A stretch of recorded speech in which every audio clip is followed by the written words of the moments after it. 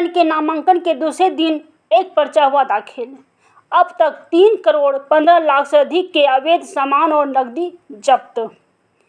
मुख्य निर्वाचन पदाधिकारी श्री के रवि कुमार ने बताया कि प्रथम चरण के विधानसभा चुनाव के नामांकन के दूसरे दिन शनिवार को सिर्फ एक व्यक्ति ने हटिया से अपनी उम्मीदवारी का पर्चा दाखिल किया है।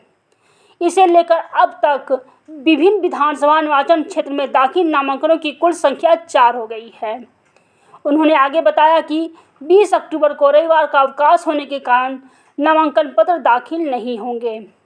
वो शनिवार को निर्वाचन सदन ध्रुवा में पत्रकार वार्ता में बोल रहे थे। एक सवाल के जवाब में उन्होंने बताया कि नगद 50,000 रुपये लेकर चलने पर कोई पाबंदी नहीं है। 50,000 से 10 लाख रुपये तक नगद लेकर चलने पर उसे जब्त कर संबंधित डीडीसी की कमेटी में परीक्षण होगा कि यह राशि चुनाव कार्य या आपराधिक गतिविधि से जुड़ा है या नहीं है। अगर इससे जुड़ा मिला तो उसे जब्त कर कानूनी कार्रवाई की जाएगी। कमेटी अगर आश्वस्त होती है कि राशि वैध है तो उसे संबंधित व्यक्ति को सौंप देगी। वहीं अगर किसी को बैंक आदि में रुपये जमा करना होता है तो डीडीसी की पूर्वानुमति लेकर बिना रोक टोक ऐसा कर सकता है।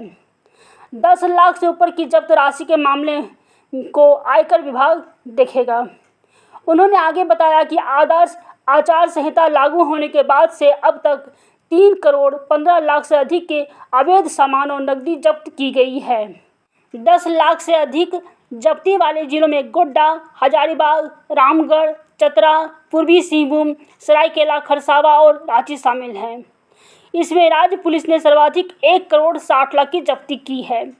वाणिज्य कर विभाग ने 61 लाख और आबकारी विभाग ने 59 लाख से अधिक की जब्ती की है। रांची से दौन सिन्हा की रिपोर्ट। आज का दिन में एक नॉमिनेशन फाइल भी कटिया में, उसका मिलाकर आज कल का नॉमिनेशन तक थी। आज एक हटिया में नया नॉमिनेशन हुई। टोटल अभी तक 4 नॉमिनेशन फाइल हुआ। कल संडे है इसलिए नॉमिनेशन कल रिसीव नहीं की जाएगी। आपका एक्सपेंडिचर सिस्टम में अभी तक 315 करोड़ वेरियस एनफोर्समेंट एजेंसी के द्वारा चीज के लिए इलेक्शन एक्सपेंडिचर करेंगे। Thank you. एक सवाल है सर, चैम्बर ऑफ कॉमर्स को आपसे मिले थे सर, कैश वगैरह रिलेटेड घूमने के लिए सब कितना अमाउंट वो लेके जा सकते हैं? 50,000 से लेकर 10 लाख के बीच? नहीं, आपका कमीशन का इंस्ट्रक्शन बहुत ही क्लियर है। कोई व्यक्ति 50,000 तक लेके जा रहा है, वहां पर उनका कैश इंटरसेप्ट भी की जाएगी, कुछ दिक्कत नहीं पड़ेगी। आपका 50,000 से 10 लाख तक लेके जा रहा है, उसके लिए कैश इंटरसेप्ट की जाती है, तो आप उसका शाम को वो कमेटी में ले जाएगी, डीडीसी के कमेटी में। डीडीसी के कमेटी के अनुसार उसको रिलीज की जाएगी। आपका कुछ कारण से आपका कैश कहां से सपोज अपने ऑफिस से आपका बैंक में जमा करने लेके जाना पड़ती है, तो उसके लिए आप प्रियर इंफॉर्मेशन करके लेके जाएंगे। कहां पर 10 लाख ऊपर कैश ट्रांसफर हो रही है, उसका वो इंटरसेप्ट की जाती है, वो ऑटोमेटिकली आपको इनकम टैक्स के बाद हैंड ओवर की जाती है। उनका अपने प्रक्रिया के अनुसार वो ग्रहण करेंगे। ये नियम आपका इलेक्शन कमीशन का क्लियर है, वो आपका पूरा कंट्री में एक ही नियम है, उसी का ही पालन की जाएगी सभी जगह पर। डीडीसी के पास जो जाना है वो पहले इन्फॉर्म करके वो 10 लाख तक अपना जाके डिपॉजिट कर सकते हैं। उनका वो 10 लाख ऐसा करके भी नहीं है। आपका कोई भी फॉलोबेट पर्पस है, मतलब आप एडवांस में डीओ के इन्फॉर्मेशन कर देंगे, आपका उसी का इन्फॉर्मेशन करके उसका ले जा सकते हैं, आपको जमा कर सकते हैं। वो आपका एडवांस प्रोसीजर। इस तरफ से आपका बैंक भी अपने वो इन्फॉर्मेशन के अनुसार उनका कैश ट्रांसफर कर देता, वो क्यूआर कोड के साथ में ट्रांसफर करना, वो भी प्रोसीजर ऑलरेडी फिक्स है। आपका 50,000 से 10 लाख वो बात की जा रही है, कहां पर भी आपका कैश इंटरसेप्ट की जाती है, वो आपका डीडीसी के कमेटी में जाएगी। वो कमेटी उसका एग्जामिन करेगी, वो इलेक्शन पर्पस है नहीं करके वो स्पष्ट हो गया तो वो कमेटी उसका रिलीज करेगी, नहीं मतलब कैश का चीज करके रखा जाएगा।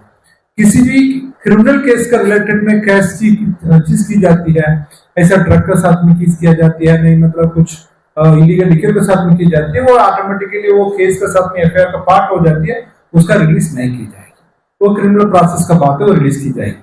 बाकी कोई भी फंड आपका वो विदाउट एफआईआर चीज करके रखा है, वो आपका डीओ के कंट्रोल में है, वो इलेक्शन प्रोसेस कंप्लीट होने के बाद 1 हफ्ता के बाद वो रिलीज की जाएगी विदाउट पोस्टिंग।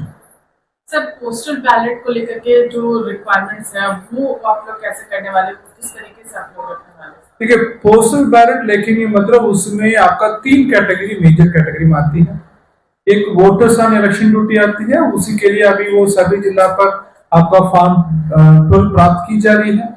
दूसरा होती है आपका एब्सेंटी वोटर्स, एवीएसी एवीपीडी करके बोला जाता है। होम वोटिंग के लिए आपका सीनियर सिटीजन 85+ एंड वो विकलांग कैंडिडेट, दिव्यांग कैंडिडेट वो वोटर्स है, उनका 40% डिसेबिलिटी का है। फिर वोटर्स ऑन एसेंशियल सर्विसेज है, उनका फॉर्म 12D रिसीव की जाएगी, उसी का प्रक्रिया भी जिला लेवल पर चल रही है। उसके बाद एक कैटेगरी आती है सर्विस वोटर्स, मतलब आपका वो मिलिट्री फोर्सेस में है, कुछ पैरामिलिट्री फोर्सेस में नहीं, मतलब इंडियन मिशन में बाहर काम करता है, उनका ऑलरेडी हम लोग का ऑलरेडी सर्विस वोटर का नाम में एनरोल्ड है।